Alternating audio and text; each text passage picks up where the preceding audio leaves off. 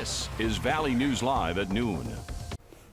A new day in local and state politics all over the country, but a government page turn doesn't change the weather. We still have 2 first alert storm days this week, and the cold and rain this morning are just beginning. So let's get to it and throw it over to meteorologist Lisa Green for more. Good afternoon. Yes, the weather's going to do its own thing no matter what, and it wants to bring us everything here over the last couple of days. And heading into our first alert weather days on Thursday and Friday, we have our most impactful part of this system happening tomorrow and into Friday, but it starts tonight, and we've even seen some hints at what's to come with a wave that's been moving through this morning. This video here is of, you saw that flash of light, that's lightning included in the sleet and snow coming down in the Jamestown area earlier this morning. Danica took this photo for us, or video for us, and you can access that on our VNL First Alert Storm Team app. Head to the gallery there and upload your own photos and video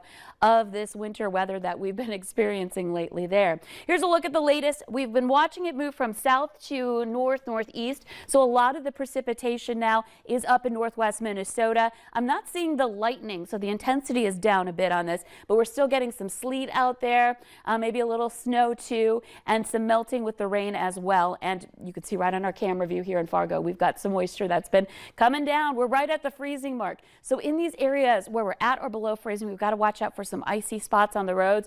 32 in Fargo, 31 in Grand Forks. Rain reported right now in Detroit Lakes at 41 degrees, and that wind coming in out of the north, introducing that colder air. A look at our planner for today. We really struggle to warm up. Low to mid 30s in Fargo, and then later tonight, 8, 10 o'clock, you can see what we've got coming our way.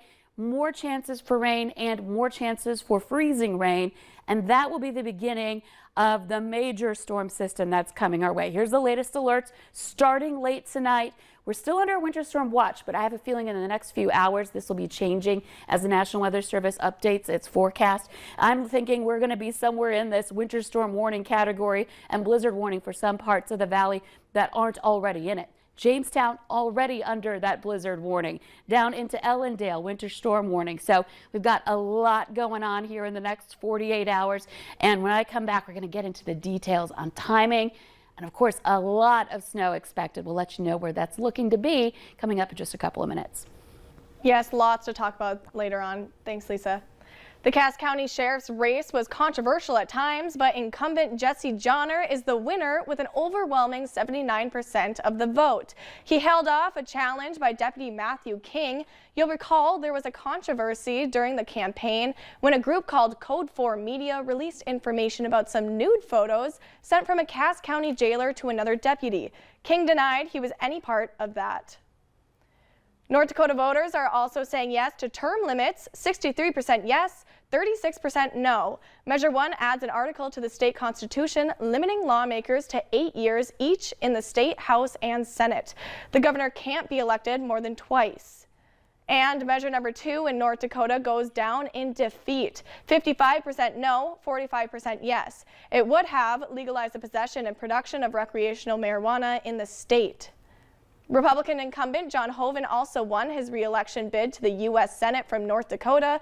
The Republican was up against Democrat Katrina Christensen, an assistant professor of engineering at the University of Jamestown, and Bismarck plastic surgeon Rick Becker, who was running as a far-right conservative independent. In 2016, John Hoeven won re-election with 78.5% of the vote, the largest margin in state history and the biggest margin of any U.S. Senate candidate that year. This year, it was 56% for Hoeven, 24% for Christensen, and 18% for Becker. In Minnesota, Governor Tim Walz has been elected into a second term, defeating his opponent, Republican Scott Jensen, 52% to 44%.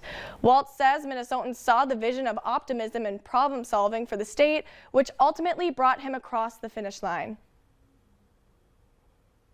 It's not just a slogan of One Minnesota. We do work together. We do solve problems, and we've got a lot of opportunities. So looking forward to getting back to work, keep moving the Minnesota forward.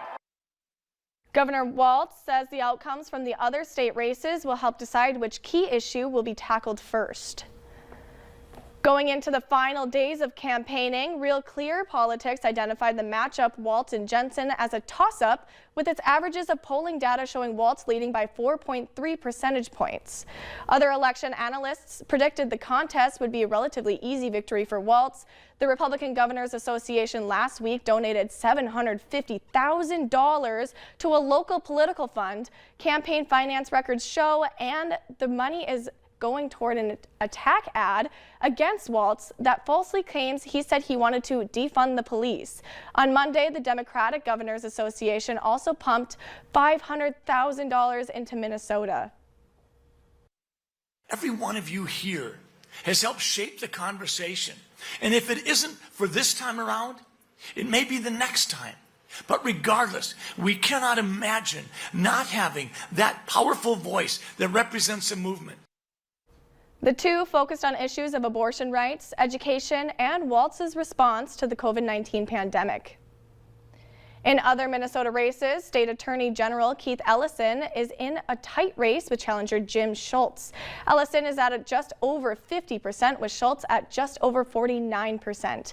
98.8% of precincts are reporting in that race, and Democrat Steve Simon was reelected as state secretary.